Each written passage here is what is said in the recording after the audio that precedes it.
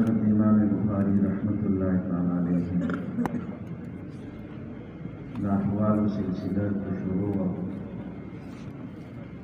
امام بخاری رحمت اللہ تعالی علیہ دا حصول علم دا پار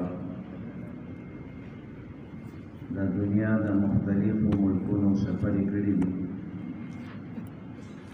په دغه سفرو کې د ډېرو مشکلاتو سره د پریشانو سره د لوګو د تندو سره مخامخ شوی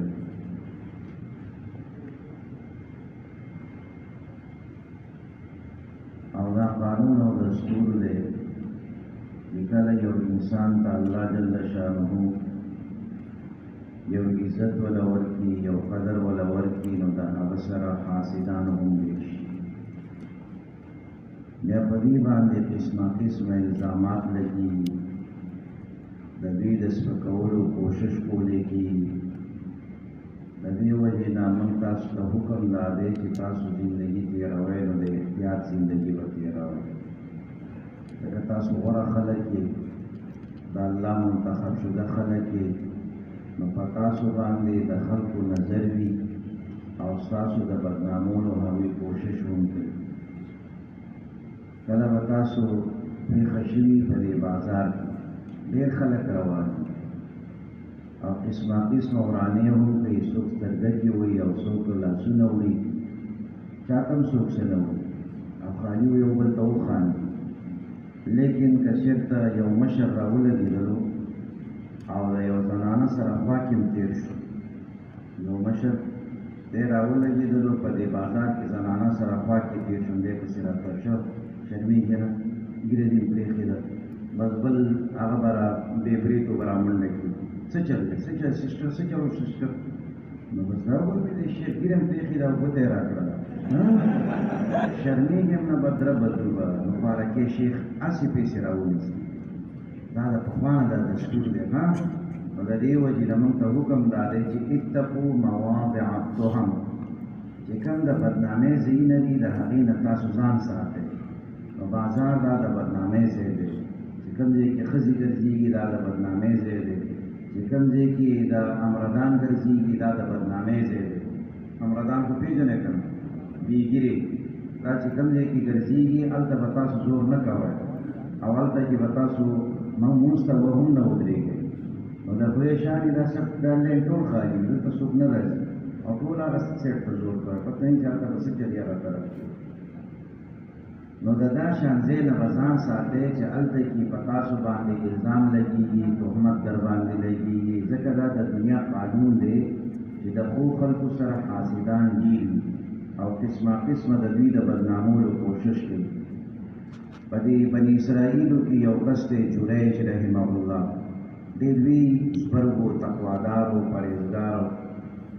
او د ده د تقوا د پرهیزګارۍ خبرې اترې چرچې شروع شولې هر چا به د ده صفت کولو چې دا شان زبرګ دی مسلم شریف کې به دا واقعه درته راشي څوک پته هم نه لګي څوک به مړی نو اوس نه به واورئ چې په قبر کې به درته یاد وي که نه تاسو نه مړئ چې خفه شان شوئ لکه موږ ته یې ولې ووایي چې تاسو به مړئ نو مرګ خو درته را روان دی که نو هر ټایم به دا مرګ یاد ساتئ او چې مرګ موږ ته یاد وي نو انشاءالله موږ نه به ګناه نه کېږي او چې مرګ موږ نه هېر وي نو بیا به قسمه قسمه نخرو کې په ګناهونو کې په دې کې به موږ مبتلا کېږو نو 24 ګنټې خپل سترګو ته مرګ مخې مخې ته ږدئ لکه دا وګوره دا څومره سپیډ کې خلک روان دي دا څومره ګاډي دي بس هسې مې خدای بچ کړي کنې زه خو مړ یم نو دا تصور به کې نو د دې سره به د ګناهونو نه بچي نو لمونځ هم کې باید دا زما کېدی شي اخرې لمونځ وي د بل لمونځ موقع راته میلاو نه شي نو چې کله ستا اخرې لمونځ وي نو په خشوع خضوع سره به یې کې که نه به کې نو د دې مراقبه به کوئ مرګ به ځان ته هر ټایم مخې مخې ته کوئ او په دې معنه د زندګۍ په خوند یې پوه نه کړلو نه نبي علیه السلام فرمایي اکثرو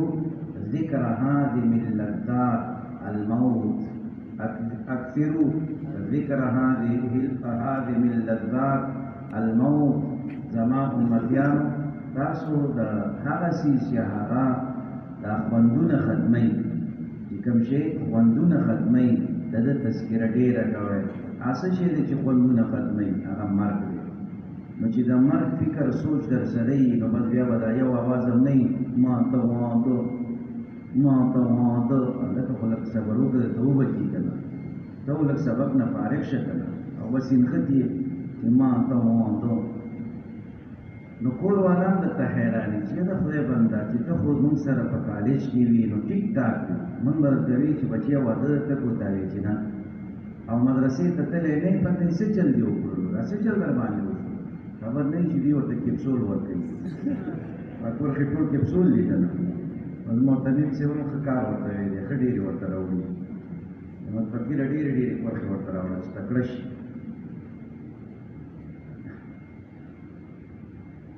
ستاسو د کلاس خصوصیت دا چې طبیب صاحب هم ستاسو کلاس ویلو دی ښه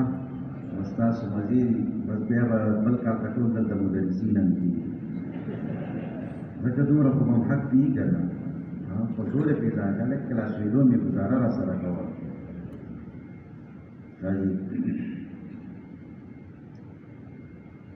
نو جریج رحمه الله ډېر لوی زبرګ و د ده ډېر لوی شهرت وشو چې شهرت یې وشولو نو ما درته ویلي چې د چا دا شان الله ورته عزت ورکړي نو د هغه مخالفین پیدا کېږي نو دغه زمانه کې یو ډمه وه او ډېره زیاته بلا خاشته وه او خلکو به پرې ډېرې روپۍ ورکولې نو دې دا خبره واورېدله چې دا شان زبرګ پیدا شوی زبرګ څه لیدلي نه دي خلکو ورته وایي چې ګوره دا خبرې مه کوه ډېر لوی زبرګ دی او ډېر تقوادار دی نه دې زبرګ چې سرې شونډې لیدلي نه دي وایي نه هغه دا شی نه کوي خو دې وایي چې ښه نه کوي اوس ګورې دا حمایل شیطان دي که نه ښځې څه دي حمایل شیطان دا د شیطان رسۍ دي یې ګورې دې زبرګ ته چې زبرګ درته کوم ځای ته زه رسومه ځان یې ښه ورته مزیدار ښایسته کړلو برابر یې کړلو جریج رحمه الله خواته هغه خپله یو عبادت خانه وه هغه ته راغله او ځان یې ورته جوړ کړی کله په یو طریقې سره ځان طرف ته مایله کړو کله بل طرف ته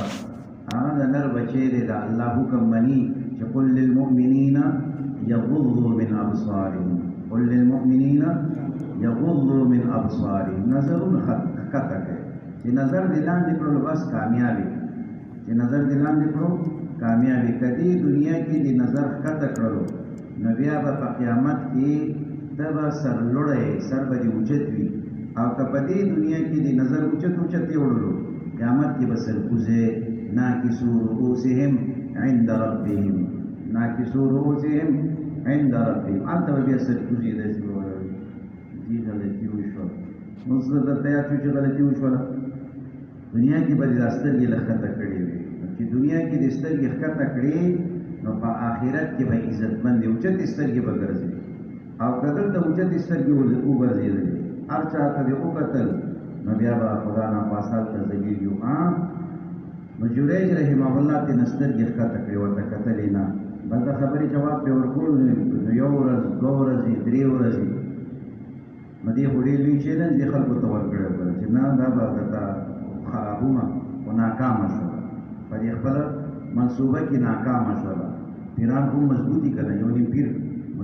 مضبوط یو هغه پیر صاحب و او زمونږ د دې زمانې دا پیران دا غټ غټ هغې چې ووایي ځان دې نه ساتئ دلته به دې که پیشو مر سره په کمره کې پرېښوده که نو سهار یې بیا ګورئ مړه به پرته وي ذکر یې ډېر کړی پیر صاحب مبارک نو دې او تیار پټکې مر سره په خپل پټکي به یې تړلي څنګه وکړه پیر صاحب ښه سړی دی پیر صاحب دا ټول ښه خلک دي چې زه چا څه هغه کوم دا ښه خلک دي ښه او دا شا نه چې نوم نالو هغه نه یېرېږو ځکه خطرناک دي که نه حاجی نو درې ورځې ورسره تېرې کړلې خو نیک سړی و واقعي تقوادار او پرهېزګار او هېڅ قسمه التفات یې ورته ونه کړو خو بل طرف ته خو دې چیلنج کړی و خلکو په دې ډېر روپۍ ورکولې د یو ملاقات او د یو تصویر ویستلو خو ډېرې غټې خبرې پیسې که نه او ستاسو تصویرونه وباسئ ورسره که نه ورکړې ښه شی چې وګورئ او دې تصویرونه مصویرونه نه هغې ډېر کوشش وکړو خو نه ناکامه شوله چې ناکامه شوله اوس وایي چې نه دا خو اوس زما دپاره ډېر لوی شرم دی ځکه د دې ښځو خواهش دا وي چې سړي دې موږ ته خامخا وګوري او چې سړي ورته نه ګوري دوی ډېرې زیاتې خفه کېږي په دې چې سړی ښځې ته ونه ګوري دوی ډېرې زیاتې خفه کېږي. یو امیر صاحب ووایي په دې روس کې هم ګشت کولو، هغه وخت کې به ډېره ازادي وه، پخوانی روس چې و، اوس خو روس تقسیم شو. هغه وخت کې موږ په ګشت کې وو، نو یو دروازه مو ټکوله، نو هلته کې خو مکمل بربنډ به زنانه، نو زنانه راووتې، خو موږ ته خو امیر صاحب حکم و چې نظرونه به لاندې ساتئ. نو بس موږ لاندې کتل، ښځه راووتله، نو بس موږ لاندې چې کتل، هغې ولې ما ته ولې نه ګورئ، زه ډېره بدرنګه یم، زه ستاسو نه خوښېږم، ما کې څه چل دی؟ نو هغوی دا ویناګانې باقاعده تصریح وکړله چې ما ته ګورئ که نه. نو دا ښځې چې دا دومره په ځان خواري کوي، دا څه لپاره کوي چې دا طالبان ما ته وګوري؟ نو دا ګورئ به نه، ځکه دا خو د شیطان لسی دی. ولقد صدق علیهم ابلیس ظنه فاتبعوه. نو هغه شیطان به خپل ګمان کې در باندې رښتینی شي چې زه به ستا دا ټول بندګان دا به ګمراهه کړم، ټول بندګان به دې څه کړم؟ ګمراهه کړم. نو د دې شیطان په دې دوکه کې به نه راځئ، د ده دا خبره به نه رښتیا کوئ. ها نو ښځو ته به نه ګورئ چې نظرونه م ښکته کړل، انشاءالله دنیا کې به هم محفوظ یې، آخرت کې به هم محفوظ یې. نو چې کله دا ناکامه شوله، نو د دې جریج رحمه الله خو عبادتخانه وه، نو جومات او مدرسې او خانقاهونه دا خو د دې خلکو دپاره د پناه ځای دی. نو دغه زمانه کې یو شپونکی و، شپونکی پېژنئ؟ ګډبا. نو هغه خو سم د نر بچي یي که نه، دا پیم یې کوچ او ماسته دی خوړلي وو. نو دی شډل پډل سړی و. نو دغې ښځې چې کله د جریج رحمه الله نه مایوسه شوله، نو دغه چرواهاو په دې راعي باندې ورغله. ده ته ویل څنګه چل دی ملګری؟ هغه تیار ناست و. هله وی هله سمېږه، بل د نر بچی و، په یو ټک سره ښځه حامله کړه. درته چې ښځه حامله شوله، څه وخت بعد د دې بچی پیدا شو. چې بچی پیدا شو، نو خلکو ته دا ښځه راله چې ورشئ که نه شیخ ته، شیخ خو دا دې ډنډې لړلي دي، اوس سنبال کې زما دا بچی دی او د دغه بابا نه شوی دی. بس خلک خو بیا په دې دیني د ډمو خو هغه سړی طرفدار وي، او ټول خلک بیا د هغوی په هغه کې لګي چې هلکه واقعي دا خو ډېر ظلم کړی دی او ډېر زیاتی دی. بل بغیر تپوسه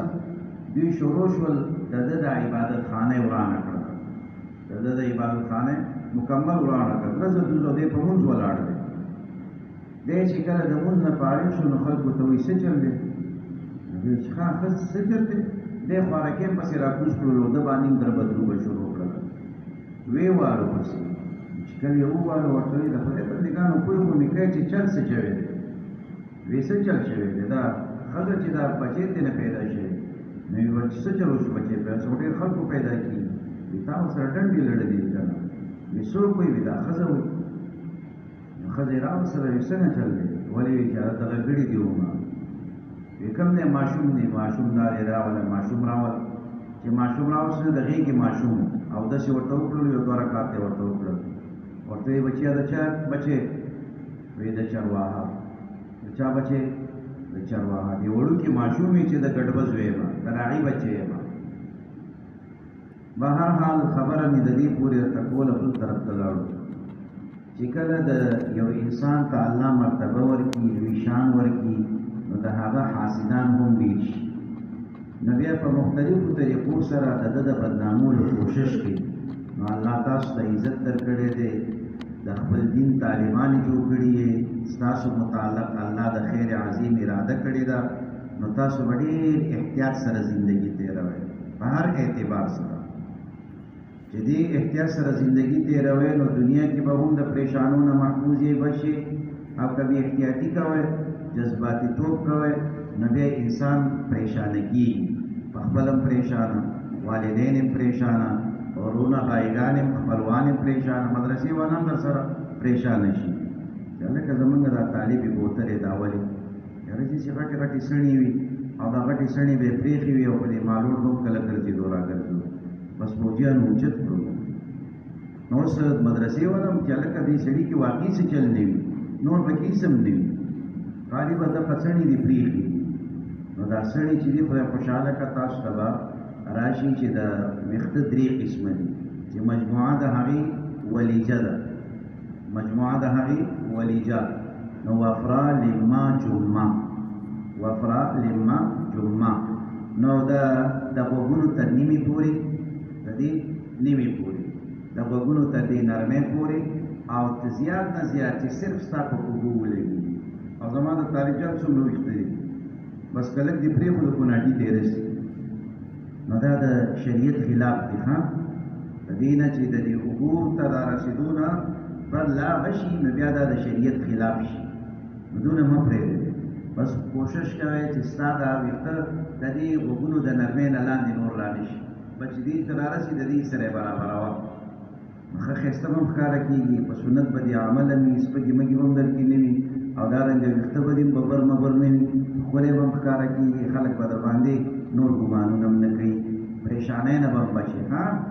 نو دا سړي مړې داسې لږ ډېرې مه پرېږدئ ځکه دلته کې تاسو ته خبرې شوي هم دي چې نه خدا ناپاسه څوک در باندې د یو غازي ګمان وکړي نو خو غازیان دي د لنګر هغوی ته پته نشي هغوی وایي که دا د سنګر دي نه په دوی تېروت دي په سنګر او په لنګر کې تاسو غازیان یې د خو د لنګر او د هغوی در باندې خیال د څه کوي د سنګر او تاسو په سنګریان نه یې نو ګزاره کوئ ښه نو خپل ویښته د خیره سره ښه مزېدار سړي پرېږدئ دا سنت دي نبي علیه السلام ټول عمر ویښته پرېښي خو دومره یې پرېښي دي د دې نه لاندې نه دي لاسونه کړي دا خو د ښځو سره بیا مشابهت شي او نبي علیه السلام فرمایي چې په هغه نارینهو دې لعنت شي چې کوم نارینه د ښځو په ځان جوړوي هغه نارینهو باندې دې لعنت شي چې کوم نارینه د ښځو په شان ځان جوړوي نو د ښځو په شان به ویښته هم نه جوړوئ چې ستا دا ویښته دومره زوړه نه شي نو دا ډېر ویښته زوړندول دا ستاسو جذبه ده خو سنت نه دي دا ستاسو جذبه ده خو سنت نه دي دا یا د ډمانو دي او یا د ښځو دي او شکر دی تاسو خو نه ډمانې او نه ښځې یې ها نو د دې خلکو سره د خلکو هرې خبرې ته ګوري نو بیا په د دوی سره حسد کوي کینې ورسره کوي نو امام بخاري رحمه الله ته الله ډېر لوی علم ورکړو نو دې په مختلفو ازمایشاتو کې مبتلا شو نو یو واقعه خو درته ذکر شوې وه چې په نیشاپور کې هغه لویې مسلې سره دې مخامخ شو چې بالاخر دې د نیشاپور نه راوویستلی شولو بیا چې یو ځل بخارا ته راغلو نو په بخارا کې دلته مشکلات پریشانۍ جوړې شولې څه علماو یو واقع ذکر کړي ده خو داسې کمزوري شان ښکاره کېږي چې د امام بخاري رحمه الله نه چا تپوس وکړو بیا چې کله بخارا ته رالو نو د امام محمد رحمه الله یو شاګرد دی ابو حفص کبیر د امام محمد رحمه الله شاګرد دی ابو حفص کبیر کلک حنفي دی کټر نو دی په بخارا کې ولي عالم ولي فقیه نو دی امام بخاري صاحب چې رالو نو دته یې خبر وکړه چې ملګریا الله په احادیثو کې درته ډېر مهارت درکړی دی دغه احادیث علم خلکو ته ښیه او فقهي جزئیاتو کې ډېر مه دننه کېږه فقهي څه مسله راځي نور علماو ته حواله کوه امام بخاري رحمه الله نه چا تپوس وکړه چې جي یو دو ماشومان دي د یوې چیلې یا د یو ګډې یا د یو غوا د هغې پې اوس کل د دې په منځ کې به حرمت رضاعت ثابتېږي که نه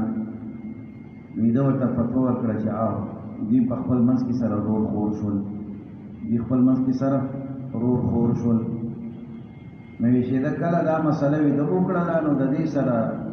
خلقو هسې ورته په حسد کې وو لکه دا سړی رز په ورځ لګیا دی په ترقۍ باندې او د ده شاګردان زیاتېږي حلقه د درس زیاتېږي نو بس د ده پسې جلوسونه یې شروع کړلو وبل یې پسې شروع کړلو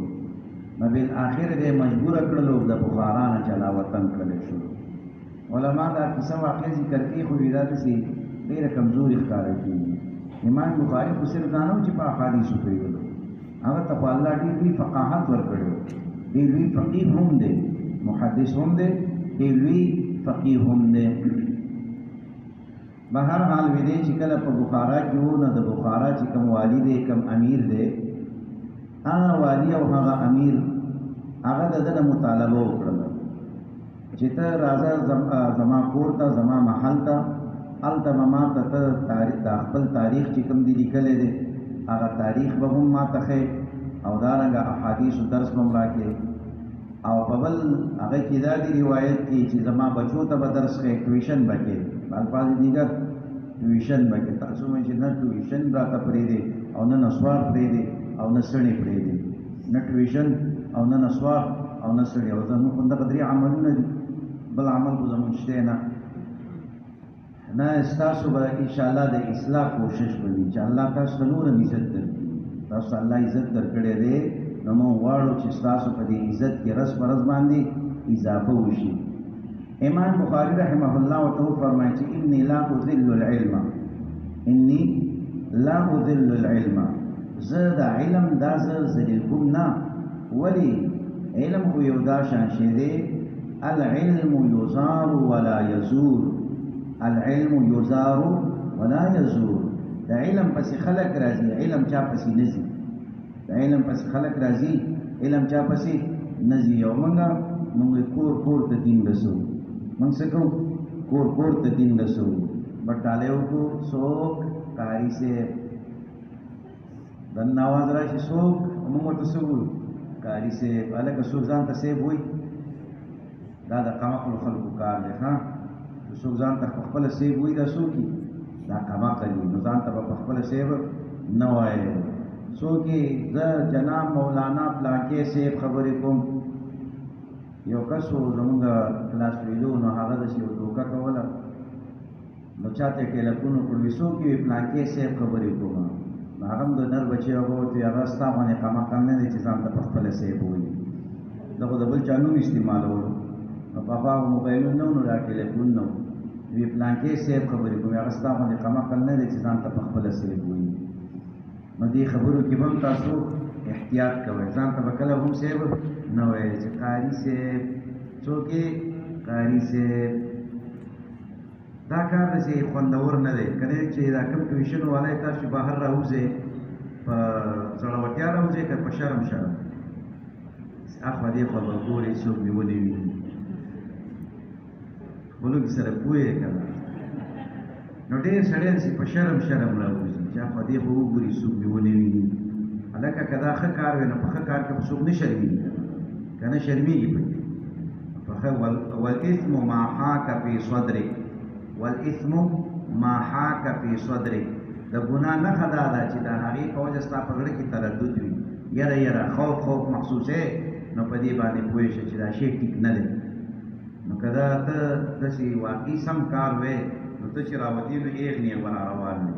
خو نه ټیوشني چې راوځي، ډېر خوارکې سرکوزې راوځي. بهر حال خفه کېږئ مه ټیوشنیانو. نو د الله نه د خیره سره وغواړئ چې الله خیر دې څو پورې دغه کوئ، متبادل د الله نه وغواړئ چې خدای د عزت به هغه مو کې بندوبست مو کې. دا ډېر ښه کار نه دی. نو امام بخاري رحمه الله ورته وفرمایي چې ملګریه، زه علم ذلیل کولی نه شم. علم پسې خلک راځي، علم د چا پسې نه بوتلی کېږي. زه به اوس کور په کور ګرځم، څه کې چې زه بادشاه دی او والي دی او گورنر دی. او موږ ته که دکاندار هم وایي چې قاري صاحب راځه سورت یاسین به زموږ په دکان کې وي، نو ته به سره کې بس چې څه وس کېدله، نو به چې کله میاشت تېر شي 500 بدل کړي. نو د ده په وړاندې دا 500 نوټ وشلوه، ټوکړې ټوکړې کوله چې په مخې ور وړه چې حالت خو یې دې ښه کړه چې زه په دنیا کې مو شرمولم او چې د آخرت کې به مې څه حال وي. په 500 روپۍ یو میاشت د تابوت له مولا واستلم، او څه کې سهار وختي زما په دکان کې سورت یاسین وایه. او دا ټیوشن هم شروع شوي دي، اوس طالبان په دکانونو کې دا ټیوشن هم کوي. نو دا خو قطعا مه کوئ، دا قطعا مه کوئ خدای بندګانو چې بس زه به ناست یم او زه به ستا په دې دکان کې تلاوت کوم، او بیا به ته څه کوې زه به تا ته 500 روپۍ د میاشتې درکوم. نو دا د دین د هغه د تذلیل دی. دا کار به م نه کوئ د خیره سره. پوهېږئ که نه؟ خفه شول چې ډېر خوند یې در نه کړلو، ځکه ټول دغه کار کوئ. نو اوس خالي. نو امام بخاري رحمت الله تعالی علیه د دې خبرې نه چې انکار وکړلو، نو هغه گورنر و، د هغه زمانې گورنران هغه به پوره بدماشان وو. نو دی پوه شو چې هلکه دا ملا خو زما ډېره سپکه وکړه، نو اوس دې ملا ته څه لاره کتل پکار. نو د ده د بدنامولو کوشش وکړلو، او دی د ملک او د علاقې نه د ویستلو کوشش وکړلو. آخري کې دی مجبوره شو، آخري کې دی مجبوره شولو. دا بعضې زموږ محترمان هم دا شرمي چې هغه په مدرسه کې د دیره کې، نو درته وایي نه چې ځه خدا شان حالات د تجور کې چې د خپل ازي نو چې تلاړ شي بیا خلک کله دا ولې وشو دا ډېر ښه سړی موږ نه شړل موږ نه شړل نو تاسو خو خیال پدې کې اوسېږئ ولودو د خیر سره د محترمانو د ناظمانو د دوی سره به مواسطي وي نو داسې نه چې تاسو داسې حالات جوړ کړي چې کله پوهېږي چې اوس راته حالات جوړئ او بل ځای درته بندوبست کړي د مخکې نه ډېره مهرباني بس تاسو ډېره شکریه او زه لاړم د مخکې نه ځه ها ځکه که ته نه ځې نو بیا درته بل شان حالات جوړوي دا بیا داسې حالات جوړوي چې بیا په بدنامۍ د مدرسې نه ځي نو د دې خبرو که تاسو خپله محترمان شوئ دا چلونه چا سره مه کوئ د علماو د طلباو بدنامي به نه کوئ زمونږ د خدای شان دی چې د چا سره مرانه شي چې هېڅ خبر هم نه وي نو بس شروع شو دا لکه دا داسې سړی و د لنګر نه به ګډان وړل چیني به یې وړل او مسالې به یې وړلې او بلې څه چل کړی دی بلې څه چل کړی دی چې د ډېر زیات رسیدونه کټ کړي دي او ډېر روپۍ لکه ته راوړه که نه رسیدتوب کوم ځای کې دی هغه نه ده بس هوایي خبرې دي خوارکۍ بدنام او په شرمونو باندې وشرموي نو دا د پخوا نه دا دستور را روان دی ها نو دا خبرې به کېږي د حضرت موسی علیه السلام لوی حیثیت دی که کم لوی حیثیت دی قانون د ده تربور ورسره حسد پیدا شو نو چې حسد پیدا وي د ده ډېر لوی عزت دی نو ښځې ته یې پیسې ورکړې چې په ده بدنامه ولګوه چې موسی دلته تقریرونه کې ولې ما سره دې څه چل کړی و نو چې هغه څنګه پای موسی علیه السلام ولې جلالي وي سره ښځه حق بک شوله وي چا درته ویلي وي دې قارونه ته پیسې راکړې دي نو ما ډایرکټ ورباندې نو دا د حالات به تاسو هم مخې ته راځي ځکه تاسو د انبیاء کرامو وارثان یې که نه نو چې وارثان یې نو صرف په دې کې نه چې خلک درته صدقې راوړي او په مصله باندې به نه په دې کې دا حالات هم ورسره تړلي دي نو هغې ته به تاسو به کبراوېږئ به هم نه خو د الله نه به د عافیت سوال کوئ او چې په ځان پوهېږئ نو خپې بیا سپکوئ چې په ځان پوهېږئ چې یاره دلته مې نور حالات ټیک نه دي نو بیا خپې سپکوئ نو امام بخاری رحمه الله په خلاف باندې چې کله دا والی او گورنر شو نو د دې په وجه باندې د ده د بدنامولو کوشش وکړو دی ډېر پریشانه شو امام بخاري دی خو مستجاب الدعواتو بس الله ته لاسونه پورته کړي چې پروردګاره چې ده څنګه زما د ذلیل کولو د سپکولو اراده کړې پروردګاره ته دې ذلیله وپاکړي نو دی خو بخاري پرېښودو لاړلو سمرقند په طرف باندې روان شو نو هلته کې چې کله دی ځي نو یو میاشت بعد بادشاه حاکم د ده نه خفه شولو حکم یې جاري کړلو چې دا حاکم دا معزوله کړي چې دا د بخارا کوم حاکم دی دا معزوله کړي دا معزوله کول نو بعد یې فخر سور کړي او مخ ورته تور کړي او په ټول بخارا کې وګرځوي نو په دغې طریقې سره الله د امام بخاري رحمه الله دا دعا د ده په خلاف باندې قبوله کړله او امام بخاري رحمه الله په خپله ووتو نو چې ووتلو نو د بیکن علاقې ته لاړو په بیکن علاقه کې هلته کې چې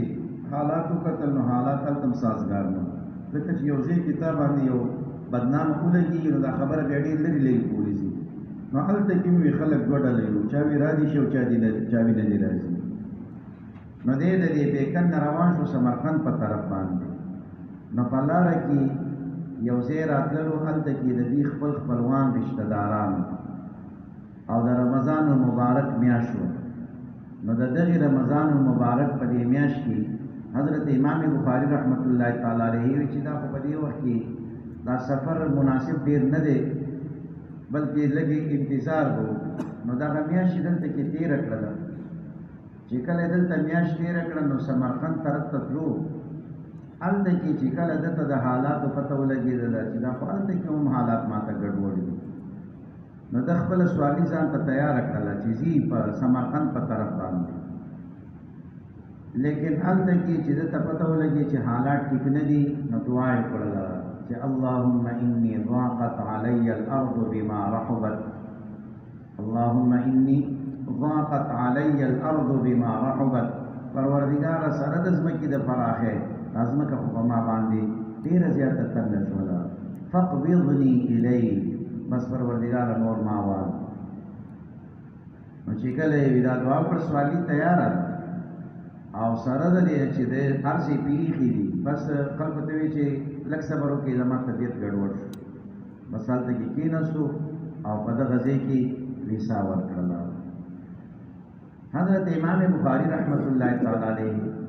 دی چې کله وفات کېږي نو د وفات نه وړاندې هم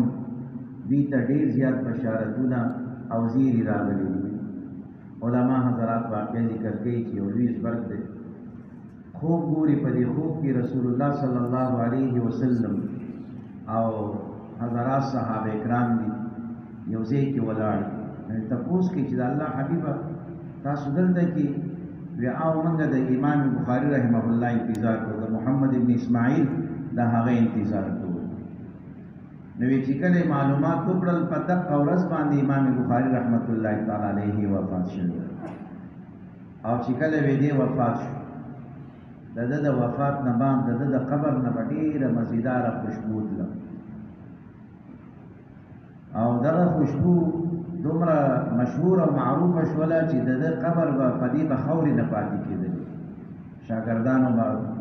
د قبر جوړ کړلو او بیا به خلک راړل به دا خاورې به یې وړلې ځکه ډېره زیاته مزیداره خوشبو وه نو بیا دې علماو طلباو دعاګانې وکړې چې پروردګاره دا خو دا خلک دا قبر نه پرېږدي نو د هغې نه بعد الله جل شانه دغه حالت او کیفیت بیا ختم کړلو امام بخاری رحمت الله تعالی علیه هغوی چې د دې دنیا نه رحلت کوي د دنیا نه ځي امام بخاری رحمت الله تعالی علیه د خپل ځان نه وروسته د صدقې جاریې په طور باندې ډېر تصنیفات او تالیفات دا پرېښودي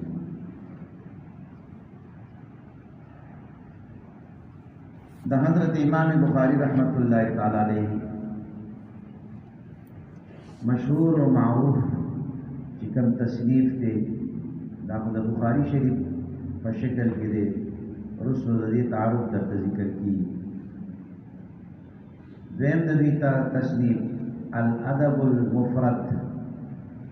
الادب المفرد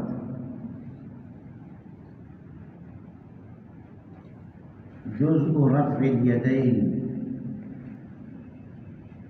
جزء رفع اليدين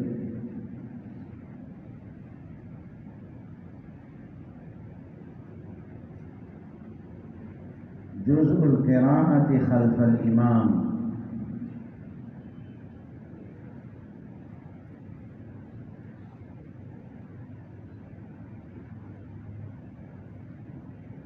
تاريخ كبير تاريخ أوسط تاريخ صغير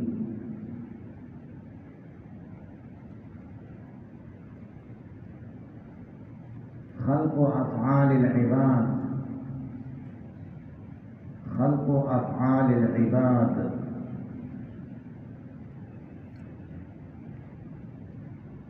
كتاب الضعفاء كتاب الضعفاء بر الوالدين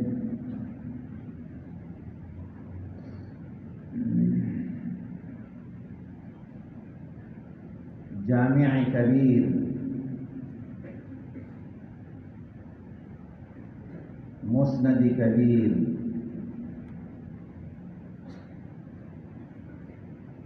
تفسير كبير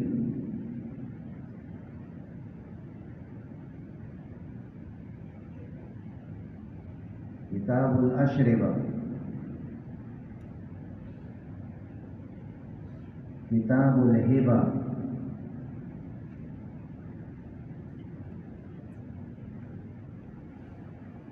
كتاب الوحدان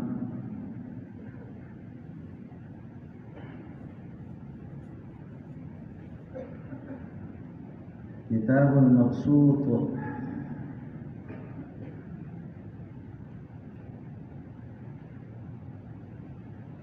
كتاب العلل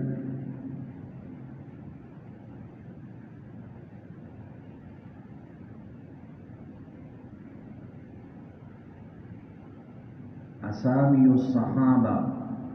أسامي الصحابة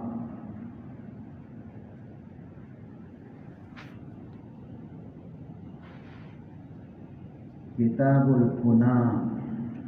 کتاب الکنا د کنیت جمع.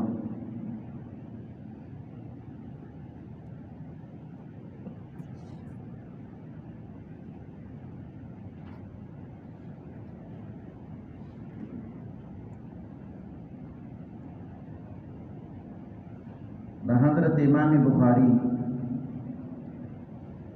رحمت الله تعالی علیہ په کتابونو کې مشهور او معروف کتاب هغه د بخاری شریف دی. نو د دې کتاب مختصر تعارف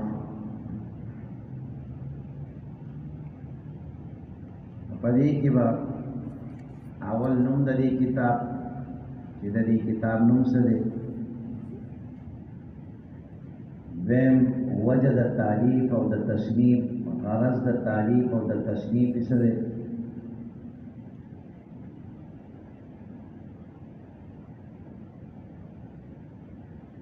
دریم د دې کتاب ابتداء په کوم ځای کې کړي، په څه طریقې کړي، کیفیت د تالیف،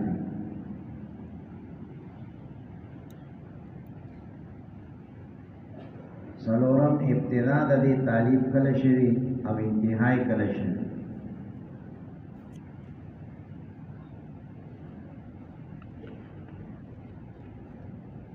ابتداء د تالیف او انتها د تالیف. بلدا چې په دې کتاب کې څومره کتابونه دي، کتاب الایمان او کتاب العلم داشن کتابونه پکې څومره دي، ابواب پکې څومره دي او روایات پکې څومره دي.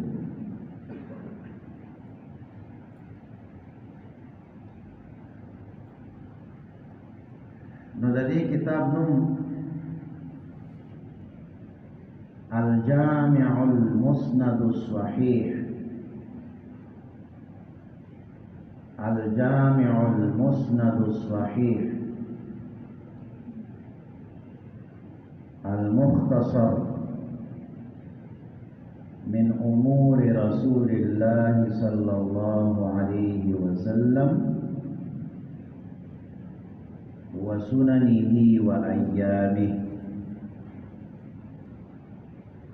الجامع المسند الصحيح المختصر من أمور رسول الله صلى الله عليه وسلم وسننه وأيامه. تاسو ته ویلو چې نیمه سپاره د دې نوم دی، نو دا د دې کتاب نوم دی. تاسو لنډوي بخاري شریف والا او بخاري شریف کې ده.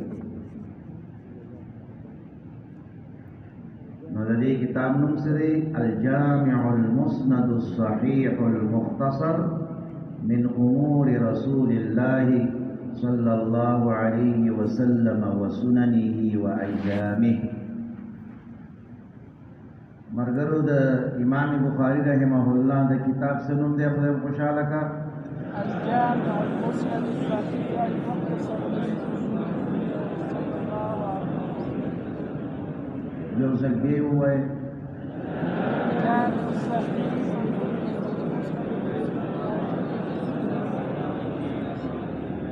او یو ځل بیا مو ووایئ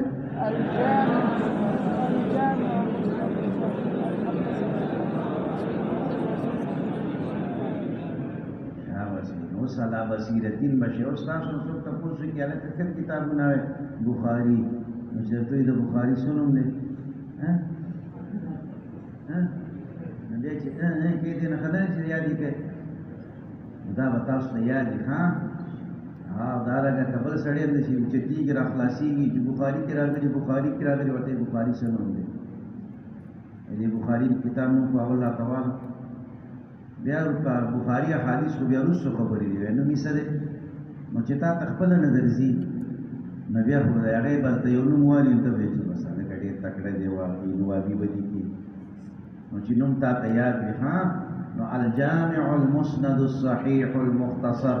من امور رسول الله صلى الله عليه وسلم وسننه وايامه. نو جامع متولی ویلې کېږي ځکه چې دا په دې اتو واړو مضامینو باندې مشتمل دی. سیر، آداب، عقائد، فتن، اشراط، مناقب، احکام. نو دا تفسیر دا اته مضامین چې په کوم یو کتاب کې وي نو هغې ته جامع ویلې کېږي. دا اته قسم مضامین او دا ټول مضامین په دې کې تفصیل سره موجود دي. په دې کې سیر دي، آداب، تفسیر، عقائد، فتن، احکام، اشراط، مناقب. دا اته واړه مضامین په تفصیل سره په دې کتاب کې درته ذکر شوي دي. د دې وجې نه دې ته څه ویلې کېږي؟ جامع. او مسند په معنا ده چې هغه کتاب چې هغې کې مرفوع روایات دي، چونکې وضع د دې خو اصل د مرفوع روایاتو دپاره شوي، ځکه دا ورته مسند ویلې کېږي. او دا نور چې ورسره ذکر کېږي هغه طبعا ذکر کېږي. او صحیح دا په دې بنیاد باندې دی چې امام بخاري رحمت الله تعالی علیه هغوی په دې خپل کتاب کې کوشش دا کړی دی چې زما په کتاب کې دی غیر صحیح روایت موجود نه وي، چې زما کتاب کې دی غیر صحیح روایت موجود نه وي. ځکه دی فرمایي چې ما په دې خپل کتاب کې صرف صحیح روایتونه را نقل کړي دي. ما ادخلت فی کتاب الجامع ما ادخلت فی کتاب الجامع الا ما صح. ما دخلت فی کتاب الجامع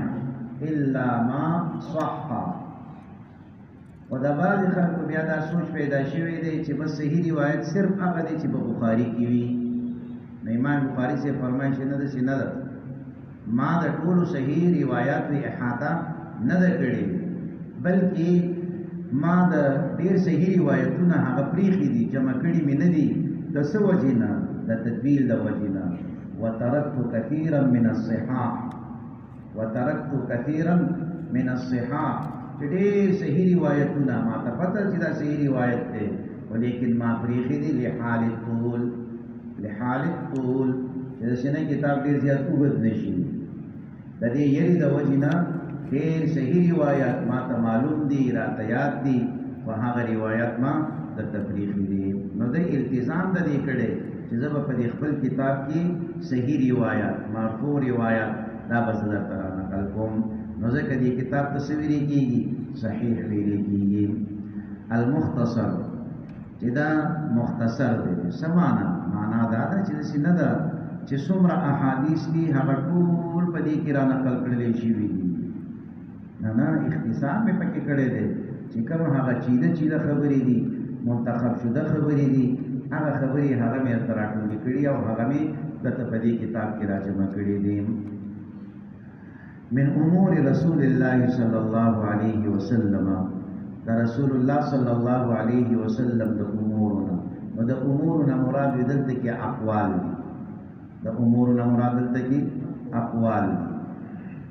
وسننه د دې نبی د رسول الله صلی الله علیه وسلم احوال، د سنن مراد احوال. او ایامه د دې د رسول الله علیه السلام هغه تاریخ او سیرت دی، چې تاریخ او سیرت چې په دې کې د نبی علیه السلام اقوال هم شته، احوال هم شته، او د رسول الله علیه السلام تاریخ او سیرت دا هم تاسو ته په دې کې ذکر کړل شوی دی. نو الجامع المسند الصحيح المختصر من امور رسول الله صلى الله عليه وسلم وسننه وايامه. سبب د تعلیف، غرض د تعلیف د دې کتاب څه دی؟ دو سببونه د علماء او حضرات ذکر کړي دي.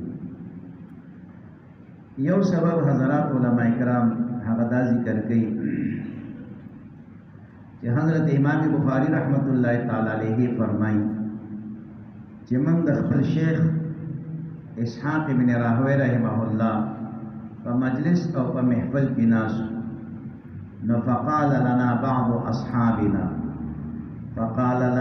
بعض اصحابنا لو جمعتم كتابا مختصرا في الصحيح لو جمعتم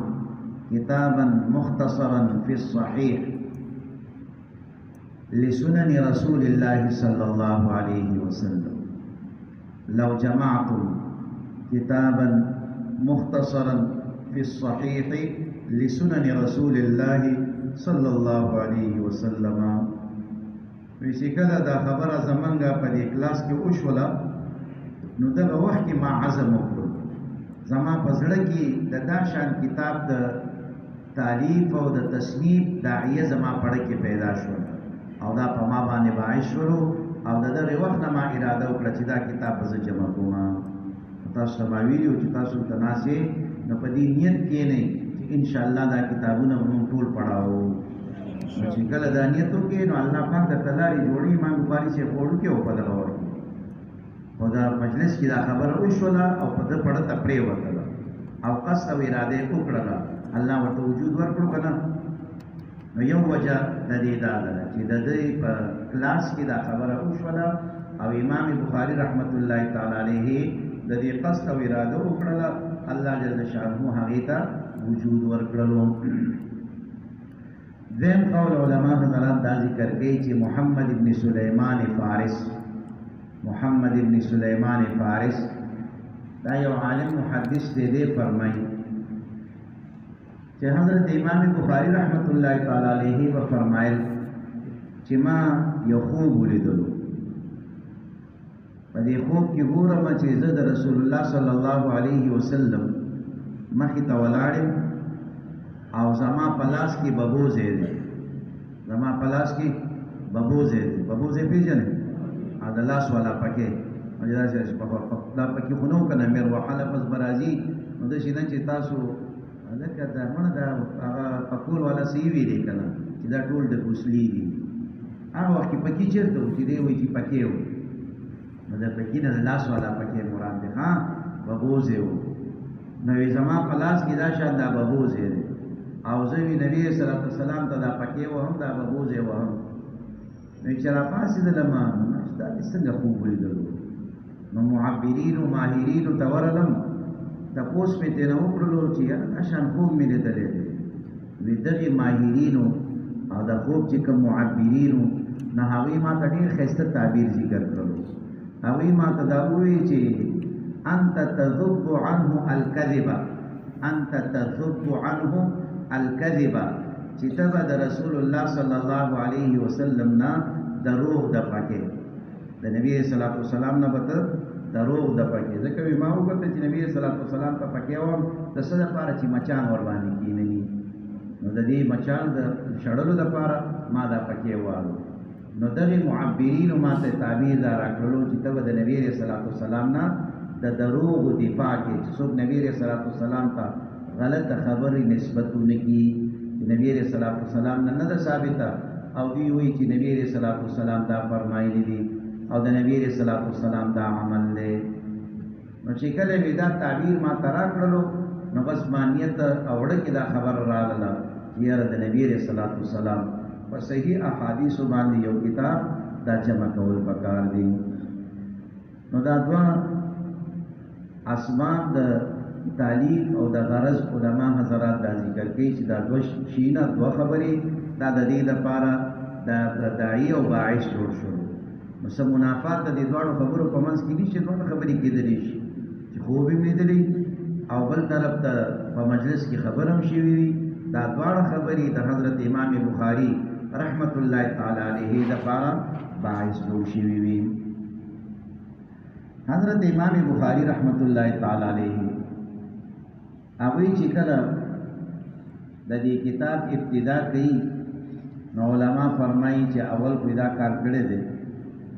چې د کتاب ابتدا او شروع د نبی کریم صلی الله علیه وسلم په جمعات کې پریاز الجنه کې کړی دی د نبی صلی الله علیه وسلم د منبر او د کور په منځ کې چې دا کم ځای دی دې تریاز الجنه ویلي نو د دې د عنواناتو د تراجم ابتدا او شروع دای پریاز الجنه کې کړی دا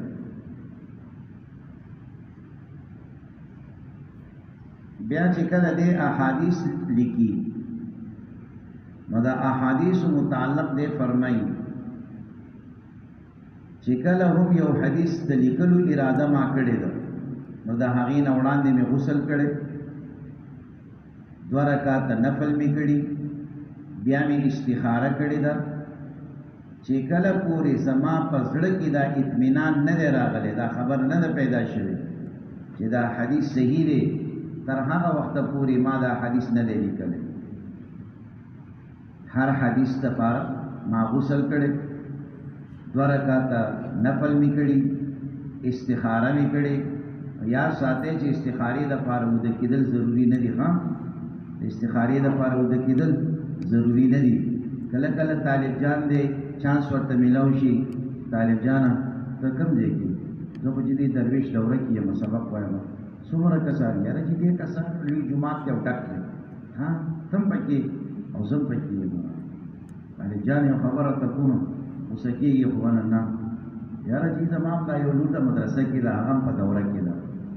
او بس ته مې خوښ شوې بس تا ته در کوم په اسانه باندې